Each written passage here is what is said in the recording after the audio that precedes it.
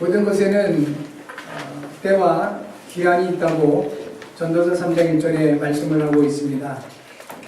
우리가 태어날 때가 있으면 자라날 때가 있고 또 결국 죽을 때가 있고 일도 잘 될 때가 있고 안 될 때가 있고 모든 것을 지을 때가 있고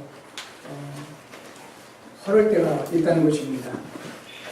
그와 같이 저와 여러분들이 오늘 이 시간 함께 하나님께 예배하는 것 또한 하나님의 정확한 시간표 속에서 하나님이 인도하심을 믿는 것입니다.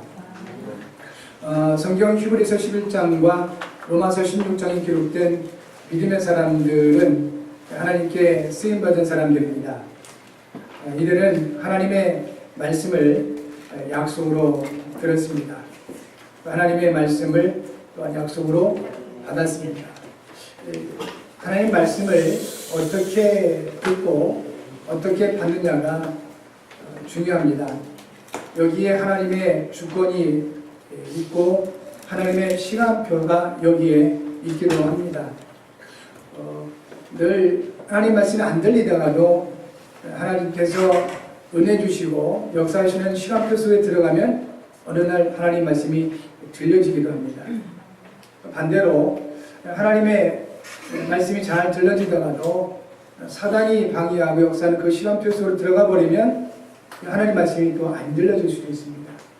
그러므로 저나 여러분들은 언제나 하나님의 시간표 속에 머물러 있어야 되겠고 하나님의 시간표 속에 인도받을 수 있는 영적인 상태를 잘 준비해 나갈 필요가 있겠습니다.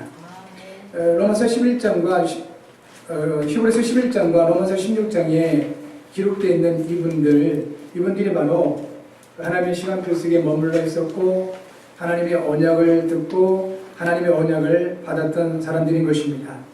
그 결과 하나님의 말씀을 삶에 적용하고 실천할 수 있었고요. 그리고 하나님의 말씀이 성취되어지는 것을 응답으로 누리게 된 것입니다.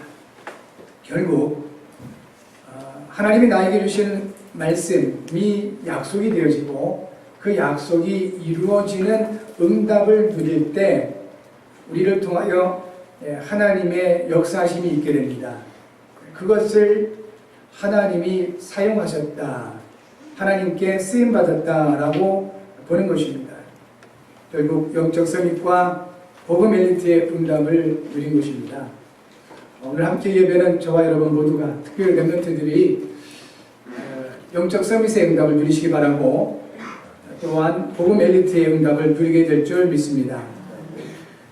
참고해야 될 것이 있습니다. 히브리서 11장과 로마서 16장에 기록되는 이분들이 세상적으로는 버려진 사람들이었다는 것입니다. 사람들로부터 굉장하게 이렇게 우러름을 받고 그래서 성공하고 출세하고 이런 사람들이 아니라 오히려 버려진 사람들, 무시당하는 사람들이었다 하는 것입니다. 불신자들이 하나님을 향한 그들의 믿음을 조롱하거나 그 믿음으로 인해 함부로 대하거나 핍박을 했던 사람들이었던 것입니다. 하나님은 버려진 것 같은 언약의 사람들을 사용하셨습니다. 믿음 때문에, 복음 때문에 어려움을 겪거나 또 주변 사람들로부터 무시를 당하거나 이런 일이 있다면 여러분 기억하셔야 됩니다. 이것이 정말로 복음 때문이라면 하나님은 여러분을 통하여 아주 소중하게 역사하실 것입니다. 여기 계신 여러분들은 그런 사람들인 것입니다. 훌륭한 사람들은 세상 속에 많이 있습니다. 착한 사람들 굉장히 많습니다. 실력 있고 능력 있는 사람들은 불신자들 가운데 더 많이 있습니다. 굉장히 성공하고 출세하고 지식적으로 뛰어난 분들 불신자 가운데 많습니다. 그러나 하나님 그들을 쓰실 수가 없습니다. 왜냐하면 똑똑해서가 아니고 착해서가 아닙니다. 훌륭해서가 아니라 그들 가운데 언약이 없기 때문에 그렇습니다. 하나님은 언약의 하나님 되시고 하나님은 언약의 사람들을 쓰시는 겁니다. 여러분들을 쓰시는 겁니다. 비록 세상에서 버려진 자 같고 또 약한 자 같고 또 별로 힘이 없는 그런 사람들 같지만 여러분 안에 있는 하나님의 언약, 그것 때문에 하나님은 여러분을 통해서 역사하시겠다는 것입니다. 결국 세상에서는 벌어진 자 같지만 하나님이 보실 때는 복음을 위하여 남은 자인 것입니다. 하나님이 남겨두신 자인 겁니다. 왜냐하면 저를 특별히 마음에 담으셔야 됩니다. 세상에서는 불신자들은 계속 여러분에게 실력을 쌓기를 원하고 성공을 향하여 달려나가길 원하고 그래서 경쟁하고 비교하고 싸우고 이기게끔 그렇게 가르치고 있습니다. 그러나 하나님은 그것을 원치 않으십니다. 우리의 창조자 되시고 우리를 구원하시고 함께 하시며 인도하시는 전능하신 하나님께서는 불신자와 경쟁하고 비교하고 싸워서 이기는 것이 아니라 싸우지 않고 이기는 비밀을 주셨습니다. 경쟁하지 않고 그들을 살려낼 수 있는 비밀을 주셨습니다. 그것이 언약이요 복음인 것입니다. 복음을 위하여, 언약을 위하여 여러분들은 하나님이 남겨두신 자들인 겁니다. 이 믿음을 가지고 있는 사람들이 하나님께 쓰임받은 것입니다. 히브리서 11장 1절과 2절에 믿음은 바라는 것들의 실상이요 보이지 않는 것들의 증거니 선진들이 이로써 증거를 얻었느니라 하셨습니다. 진정 하나님 말씀은 전능하신 힘이 있고 그 말씀이 육신되어 오신 예수님이 바로 그리스도시라는 이 믿음을 가지고 있다면 이 믿음은 바라는 것들의 실상이 되는 것입니다. 진정한 믿음이 있다면 여러분 무엇을 믿고 있습니까? 우리의 기본적인 믿음은 하나님의 창조이고요. 하나님께서 우리에게 특별히 은혜 주셔서 구원의 믿음을 주셨는데 바로 예수께서 그리스도시라는 믿음입니다. 그 믿음 가운데 여러분이 하나님께 주신 믿음이 또 있을 겁니다. 어떻게 하면 내가 세계를 살릴 수 있을까? 어떻게 하면 우리 가정과 가문을 살리고 지역을 살릴 수 있을지, 나의 한 번밖에 없는 삶을 통하여 어떻게 하면 하나님의 영광을 나타낼 수 있을지, 그 부분에 대한 하나님 믿음을 주십니다. 그것이 우리 안에서 행하시는 하나님이 자기의 기쁘신 뜻을 위하여 여러분에게 소원을 두고 행하게 하시는 내용인 것입니다. 어떤 내용이 담겨져 있고 믿어지고 있습니까? 진정한 믿음이라면 그것은 곧 실상이 됩니다. 이것이 성경이 우리에게 주시는 약속입니다. 믿음은 바라는 것들의 실상이요 보이지 않는 것들의 증거라 했습니다. 비록 우리의 미래 보여지지 않지만 이 올바른 진정한 믿음 속에 있다면 그 미래가 우리 앞에 나타나는 증거로 오게 된다는 것입니다.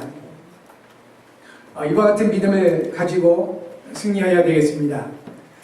또한 히브리서 11장 3절에서는 믿음으로 모든 세계가 하나님의 말씀으로 지어진 줄 우리가 아나니 보이는 것은 나타난 것으로 말미암아 된 것이 아니니라 했습니다. 적어도 모든 세계가 하나님의 말씀으로 지어진 것을 믿는다면 바라는 것들의 실상이 될 것입니다.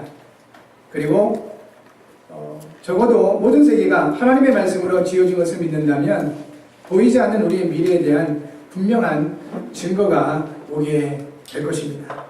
이 믿음으로 하나님을 기쁘시게 할 수 있습니다. 이 믿음으로만 하나님을 기쁘시게 할 수 있다고 히브리서 11장 6절에 말씀을 하고 있습니다. 믿음이 없이는 하나님을 기쁘시게 하지 못하나니 하나님께 나아가는 자는 반드시 그가 계신 것과 또한 그가 자기를 찾는 자들에게 상 주시는 이심을 믿어야 할지니라 했습니다. 이 믿음으로만 하나님을 기쁘시게 한다는 겁니다. 어떤 믿음이요? 하나님이 말씀으로 모든 만물을 창조하셨다. 그 속에 내가 있고 우리가 있고 우리의 가정이 있고 삶이 있는 것입니다. 하나님이 창조하셨습니다. 그 믿음 하나님이 기뻐하신다는 거죠. 그리고 우리에게 주어진 구원의 믿음, 예수님이 유일하신 그리스도시다. 항상 나와 함께 하시고 내 인생의 주인 되셔서 언제나 나를 인도하신다는 믿음, 그 믿음을 하나님은 기뻐하시는 것입니다. 그 믿음으로 말미암아 여러분 하나님을 기쁘시게 하는 하나님의 자녀들 되시기 바라고, 여러분의 모든 삶의 현장에 믿음의 실상과 증거를 찾아 누리시는 주인공들 되어지기를 바랍니다. 그런데 중요한 것은 믿음이 내 마음대로 가질 수 있는 것이 아니라는 것입니다. 내가 하나님을 기쁘시게 할 수 있는 이 믿음을 우리가 동일하게, 그것도 큰 믿음을 가지면 좋겠지만, 이 믿음이 내 마음대로 내 생각대로 가질 수 있는 것이 아닌 것입니다. 에베소서 2장 8절에서 이렇게 말씀하셨습니다. 너희는 그 은혜에 의하여 믿음으로 말미암아 구원을 받았으니 이것이 너희에서 난 것이 아니요 하나님의 선물이라 했습니다. 결국 우리가 하나님을 기쁘시게 할 수 있는 이 믿음은 내가 받아서 되는 것이 아니고 공부해서 되는 것이 아니라 하나님의 은혜다 하는 것입니다. 참고해야 될 말씀이 있습니다. 로마서 10장 17절에 믿음은 들음에서 나며 들음은 그리스도의 말씀으로 말미암느니라 했습니다. 이 믿음은 하나님의 은혜로 주어지는 것인데, 또 다른 말씀에서는 믿음은 들음에서 난다. 그런데 그리스도의 말씀을 들을 때 이 믿음이 생기는 거다라고 말씀을 하고 있습니다. 결국 그리스도의 말씀을 듣는 것, 그리스도의 말씀이 들려지는 것, 이것이 하나님의 은혜입니다. 예배하면서 그리스도의 말씀이 들려지시기 바라고, 또 예배하면서 그리스도의 말씀을 듣는 여러분들에게 이미 하나님의 은혜가 와 있습니다. 하나님께서 주시는 은혜로 말미암아 하나님을 기쁘시게 하는 그 믿음 가지고 세상 살리는 여러분 모두가 되어질 줄 믿습니다. 그리스도의 말씀을 듣는 것, 그리고 그리스도의 말씀이 들려지는 것, 이게 그렇게 중요한 것입니다. 예배하면서 그리스도의 말씀을 듣고 받으시는 모든 성도님들과 우리 렘넌트들에게 하나님의 은혜가 풍성하게 임하시기를 다시 한번 주 이름으로 축복합니다. 특별히 하나님께서 우리에게 주신 현장이 있는데, 이 현장을 살려낼 수 있도록 하시기 위하여 오늘 우리에게 예배자로 부르시고 말씀을 허락해 주셔서 하나님 주신 현장을 살려내는 믿음을 허락해 주실 것입니다. 하나님께서 에덴 동산을 지으셨습니다. 그리고 그곳에 아담을 두셨습니다. 아담에게 에덴 동산을 기경할 수 있도록 그렇게 허락해 주셨습니다. 그러면 에덴 동산은 아담에게 주어진 하나님이 주신 현장입니다. 저와 여러분들에게도 하나님 주신 현장이 있습니다. 꼭 찾아내셔야 됩니다. 에덴 동산은 하나님이 아담과 하와에게 주신 현장이 있다. 그런데 그 에덴 동산에 마귀가 찾아옵니다. 뱀이라는 짐승을 통해서 아담을 하와를 속이게 됩니다. 결국 아담과 하와가 속게 되죠. 범죄하게 됩니다. 그 결과로 하나님을 떠나서 고통받는 영적 문제가 이 세상에 들어오게 됩니다. 이 같은 에덴 동산 현장에 하나님이 주신 현장인데 어떻게 마귀가 들어와서 속일 수 있을까 하는 겁니다. 지금 저와 여러분에게도 이 모든 영적 문제를 해결하신 그리스도께서 함께 하십니다. 그런데 지금도 마귀는 우리를 속입니다. 아담을 속였듯이 하와를 속였듯이 그리스도께서 주시는 현장에 있는 우리들을 지금도 마귀는 속인다는 겁니다. 결국은 말씀 못 듣게 만들고 말씀 전하지 못하도록 만들고 결국 하나님과의 관계에 문제게 만드는 겁니다. 그 첫 번째가 뭐냐면 사랑 관계로 와요. 아담이 혼자 살 때는 아무런 문제가 없었습니다. 네, 하와를 주셨는데 이 하와를 통해 역사하는 겁니다. 우리가 혼자 살면 뭐 아무 문제 없을지도 모릅니다. 그러나 하나님은 우리 이걸 혼자 사는 것을 원치 않으세요. 어디 골방에 틀어박혀서 혼자 살거나 이런 거는 틀림없이 정신 문제죠. 더불어 살게 만들었습니다. 왜죠? 세상을 살려야 되니까. 그래서 하와를 주신 겁니다. 근데 그때 문제가 옵니다. 그때 사단이 역사하는 겁니다. 여러분, 우리가 혼자 살아가면 아무 문제 없겠지만, 렘넌트들도 혼자 있으면 아무 문제 없겠지만, 친구들 만나고 학교에 가고 부모님과 함께하고 동생, 누나, 언니, 오빠 함께할 때 이때 이제 문제가 오는 거예요. 참고하셔야 됩니다. 이와 같은 현장, 하나님 우리에게 주신 현장은 결국은 단순히 먹고 살아내는 그러한 전쟁이 아닌 겁니다. 영적인 전쟁터인 것입니다. 이거를 기억을 하셔야 됩니다. 어느 정도냐면 우리 하나님께서는 빌립보서 4장 6절과 7절에서 염려할 수밖에 없는 현장에 있었던 성도들에게 아무것도 염려하지 말고 모든 기도와 간구를 하나님께 아뢰라. 그러면 모든 지각에 뛰어난 하나님의 평강이 그리스도 예수 안에서 너희 마음과 생각을 지키시라 했습니다. 우리 마음과 생각을 하나님께서 지켜주시겠다 약속해 주셨습니다. 그런데 요한복음 13장 2절 가보면 그리스도의 신 예수님과 함께 있었던 가룟 유다에게 마귀가 역사합니다. 뭐라고 기록되어 있냐면 마귀가 이미 가룟 유다의 마음에 예수를 팔 생각을 넣었다 했었습니다. 이게 얼마나 끔찍한 일입니까? 그리스도신 예수님과 함께 하는데도 불구하고 전혀 언약 놓치고 복음 놓친 가룟 유다에게 마귀가 역사버린 거예요. 그 마음에 예수를 팔 생각을 넣어버린 것입니다. 전쟁터입니다. 어떻게 보면 우리 자신이 최고의 하나님 주신 현장이고 우리 자신이 최고의 영적인 전쟁터인 것입니다.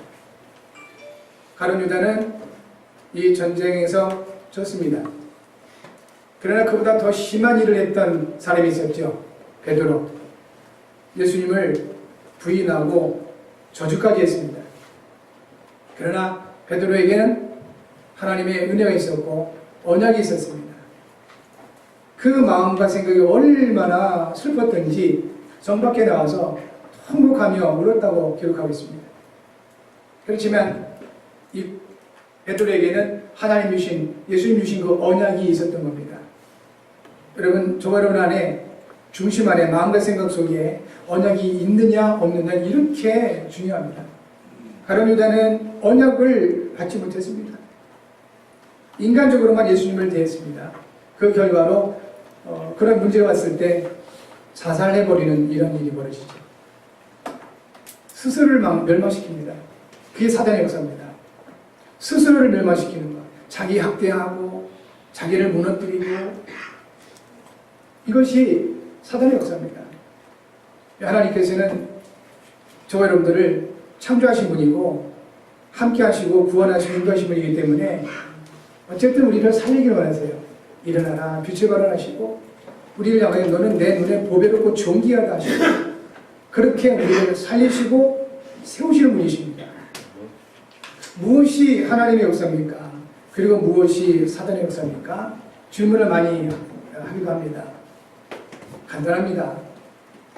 살리는 것이냐 죽이는 것이냐 그 근본이 복음으로 말미암아 살리는 것이냐 성령의 역사입니다. 그런데 복음 놓쳐버리고 인간적인 생각과 내가 가지고 있는 지식으로 사람을 판단하고 비판하고 정죄하고 죽이는 것은 이것은 사단의 역사입니다. 그래서 하나님께서 우리에게 선악을 알게 하는 나무의 열매를 먹지 말라 하신 겁니다. 우리는 늘 거기 걸리죠. 무엇이 옳고 무엇이 틀리다. 이것은 옳고 이것은 틀리다. 이렇게 걸리죠. 선악이잖아요. 우리의 권한이 아닙니다. 이 선과 악에 대한 판단은 사실은 하나님께 달려있는 겁니다. 왜냐하면 개인마다 나라마다 시대마다 선과 악의 개념이 다 다릅니다. 우리가 생각하는 선과 악, 일본 사람들이 생각하는 선과 악, 이 시대에 생각하는 선과 악과 저 구석기 시대에 생각했던 선과 악은 전혀 다릅니다. 그러니까 기준이 없는 거예요. 그래서 선과 악에 대한 개념은 우리에게 속한 것이 아닙니다. 혹시 무엇이 옳고 무엇이 그러다라고 그런 부분에 매여 있는 분들은 일단 평안이 없어요. 왜냐하면 선악과를 지금 먹고 있기 때문에 그렇습니다. 하나님이 먹지 말라고 하신, 반드시 죽는다 하신 그 선악과를 먹고 있었기 때문에 누가 먹겠습니까? 마귀가 먹겠잖아요. 그것으로 우리는 분별할 수가 있어야 되겠습니다. 결국 저와 여러분들은 살려내시는 하나님께 쓰임받는 사람들입니다. 복음으로 현장을 살리는, 여러분 자신이 가장 중요한 현장이에요. 여러분 자신이 가장 치열한 영적인 전투 현장이라는 겁니다. 여러분 안에 하나님이 역사를 하고 계세요. 그런데 사단도 계속 방해를 한다는 것입니다. 마음과 생각을 잘 지킬 수 있는 은혜가 있길 바랍니다. 이를 위해서 오늘 예배하면서 말씀을 받는 겁니다. 우리의 영혼이 강건해야 되겠습니다. 여러분의 영혼이 하나님의 말씀을 강건해 주시기 바랍니다. 사랑하는 자여, 내 영혼이 잘된 값이 범사가 잘 되고 강건하기 원한다 했습니다.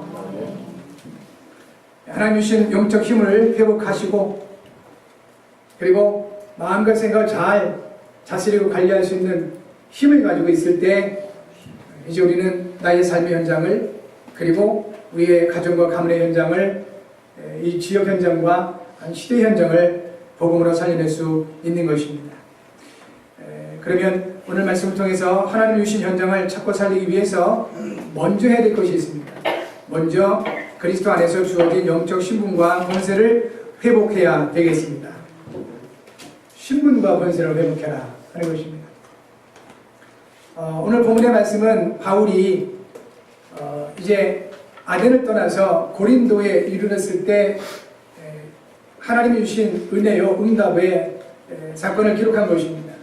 아덴에서 열정적으로 복음을 전했지만, 자기가 가지고 있는 지식을 총동원해서 복음을 전했지만 예비된 제자를 찾아 세우지 못했습니다.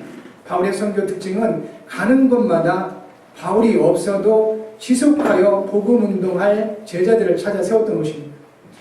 그런데 유독 아덴에서 제자가 세워지지 않았습니다. 많이 낙심을 했습니다.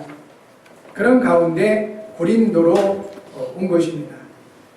이 고린도에 와 보니 브리스길라 아굴라라는 사람에 대해서 얘기를 드린 겁니다. 아굴라는 유대인이고 브리스길라는 로마인이라고 기록에 남아 있습니다. 그 당시 라우디오 황제가 로마 사람이 아닌 모든 사람들은 모든 재산을 몰수하고 추방령을 내렸다고 합니다. 그러면 아굴라는 유대인이에요. 브리스길라 같은 사람은 로마인이기 때문에 이혼하고 그러면 이제 로마의 재산을 가지고 남아 있을 수가 있었던 것입니다. 그런데 남편 아굴라와 더불어서 추방당합니다. 그래서 거주한 곳이 고린도 지역에 있었습니다. 이 고린도 지역에 와 있는 것을 알고 바울이 찾아가게 됩니다. 이 바울이 어떤 사람입니까? 바울은 하나님의 언약을 받은 사람입니다. 부활하신 그리스도를 만난 사람이고 하나님의 언약을 받은 사람인 것이죠. 사도행전 9장 1절부터 15절에 잘 기록되어 있죠. 실상 예수 믿는 사람들을 핍박하고 또 그 공적인 권세를 가지고 예수 믿는 사람들을 감옥에 가두기 위해서 다메섹으로 가던 길에 부활하신 예수님이 바울을 만나 주셨습니다. 그리고 다메섹에 이미 준비되어 있던 제자 아나니아를 통하여 이 바울에게 중요한 언약을 주셨습니다. 그 언약의 내용이 사도행전 9장 15절입니다. 주께서 이르시되 가라, 이 사람은 내 이름을 이방인과 임금들과 이스라엘 자손들에게 전하기 위하여 택한 나의 그릇이라 했습니다. 이 언약을 아나니아 제자를 통해서 바울에게 주신 겁니다. 성도 여러분, 바울을 만나신 예수님께서 지금 저와 여러분과 함께 하십니다. 그러므로 그리스도 안에서 주신 신분과 권세를 회복하셔야 되겠습니다. 어떤 신분입니까? 세 가지 신분이 주어졌습니다. 우리 안에 성령이 내주하시고 우리를 인도하시고 우리를 통해 역사하시는 신분이 우리에게 주어져 있습니다. 하나님이 함께 하시고 인도하시고 역사하시는 신분이에요. 이것이 그리스도 안에서 우리에게 주어진 신분입니다. 권세는 네 가지로 주어졌습니다. 우리가 가는 곳마다 흑암이 결박되게 되어 있습니다. 왜냐하면 이 신분에 따라 권세가 나오기 때문에 그렇습니다. 우리와 함께 하신 그리스도로 말미암아 주어진 권세인데 가는 곳마다 흑암 세력이 결박되어지고 천사들이 돕게 됩니다.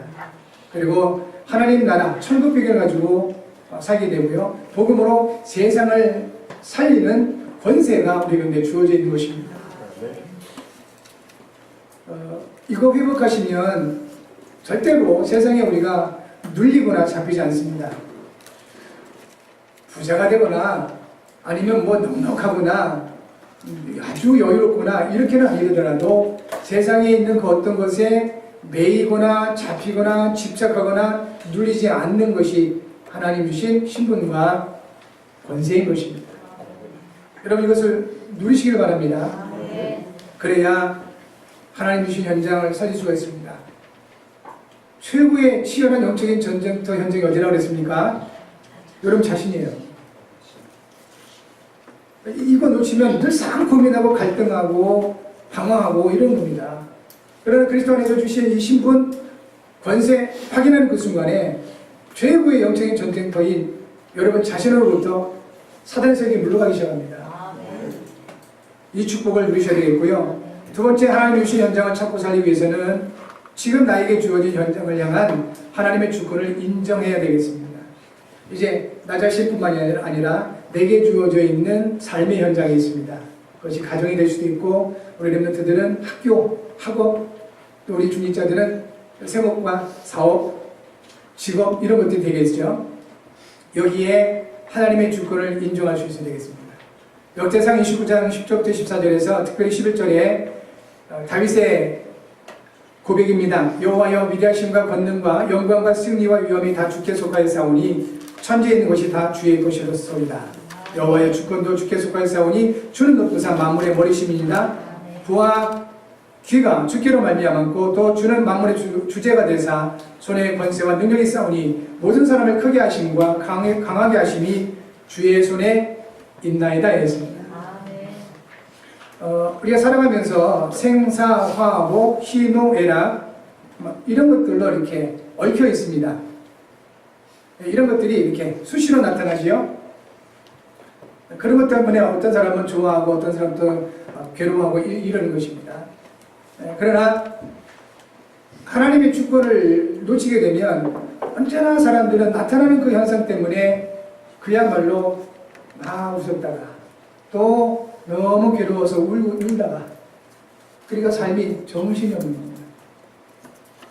너무너무 힘든 겁니다. 이 삶의 기복이 크면 클수록 이게 힘들어요. 하나님의 주권을 인정하게 되면 생사, 화복, 희노애락 이 부분에 대한 하나님의 주권이 보여지기 때문에 그렇게 들뜨거나 낙심하거나 힘들어하지 않는다 이것입니다. 여러분의 삶의 현장에 하나님의 주권이 이미 와 있습니다. 그래서 너무 낙심하고 있었던 아브라함에게 창세기 13장 10절부터 18절 하나님이 주신 말씀이 있습니다. 롯 때문에 너무 낙심을 합니다. 그 고아된 조카 롯을 아브라함이 키웠어요. 재산을 많이 주었습니다. 그런데 어느 날 문제 왔을 때 이 롯이 더 이상 계속 문제를 일으키니까 아브라함이 롯을 부르지요. 네가 떠나라.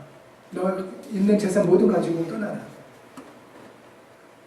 그러면 좀 괜찮은 인성을 가지고 있었던 롯이었다면 그동안에 키워주시고 재산도 주신 작은아버지예요. 인간적으로는.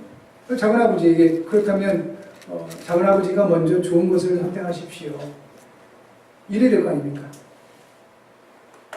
전혀 배려도 없이 정말 싸가지 없이 자기가 눈에 보기 좋아한 그곳을 떠나는 겁니다. 왜 그랬을까요? 언약을 놓친 거예요. 눈에 보기 좋은 소돔과 고모라를 선택해서 떠나는 겁니다. 성도 여러분, 결국 멸망한 것을 우리가 알고 있습니다. 사실 그것 때문에 아브라함이 굉장히 낙심했던 것 같아요. 하나님께서 찾아오셔서 말씀을 하시기를 뭐라고 말씀하시냐면 너는 눈을 들어라 그래요. 희망이 있기 때문에 그렇죠. 너는 눈을 들어라. 눈을 들어 너 있는 곳에서 북쪽과 남쪽 그리고 동쪽과 서쪽을 바라보라 하십니다. 그리고 중요한 약속을 주시죠. 자손에 대한 약속을 주십니다. 여러분 우리가 지금 실망의 현장에 있다 할지라도 낙심의 현장에 있다 할지라도 아니면 배신의 현장에 있다 할지라도 하나님은 지금도 우리에게 말씀하십니다. 눈을 들어라. 그곳에서 일어나라. 그리고 동서남북을 바라보라. 네가 밟는 모든 땅을 너와 네 자손에게 줄 것이다. 이렇게 약속을 하고 있습니다. 뭡니까? 하나님의 주권이에요. 그래서 하나님 약속의 말씀을 아브라함에게 이루신 겁니다. 너는 본토 친척 아버지 집을 떠나라고 했는데 인간적인 생각에 롯을 데리고 합니다. 이것을 해결하시는 것이죠. 여러분, 여러분의 삶 현장에 하나님의 주권이 이미 와 있음을 믿으시고 승리하시기를 바랍니다. 마지막 세 번째, 하나님이 주신 현장을 찾아 살리기 위해서는 하나님이 주시는 만남의 축복을 누려야 되겠습니다. 바울이 아덴에서 고린도로 왔었던 것처럼 그곳에서 중요한 사람들 브리스길과 아굴라를 만나게 되지요. 이것이 하나님 주신 만남의 축복이었던 것입니다. 인간적으로 보면 전부 버려진 자들입니다. 브리스길과 아굴라도 롬에서 추방당한 사람이고 바울도 아덴에서 선교사에게 실패했던 사람입니다. 이런 사람들이 고린도 현장에서 만난 겁니다. 그러나 이들에게 언약이 있었던 것입니다. 언약이 있는 사람들과의 만남이 하나님 주신 축복이 되는 것입니다. 전혀 언약도 없고 언약을 받을 사람도 아닌 그런 사람을 만났다. 아닙니다. 아무리 훌륭해 보이고 아무리 나를 도와줄 사람이라 할지라도 그것은 도움이 아니라 결국 재앙이 될 것입니다. 사랑하는 성도 여러분, 특별히 렘넌트 여러분, 하나님이 주시는 만남의 축복이 있기를 주의 이름으로 축복합니다. 특별히 전도자 이 빌립이 사도행전 8장에 보니까요, 주의 사자의 이끌림을 받아서 광야로 갑니다. 복음을 전하려면 많은 사람들이 있는 곳에 가야 될 텐데 하나님께서는 주의 사자를 보내사 빌립을 광야로 보내십니다.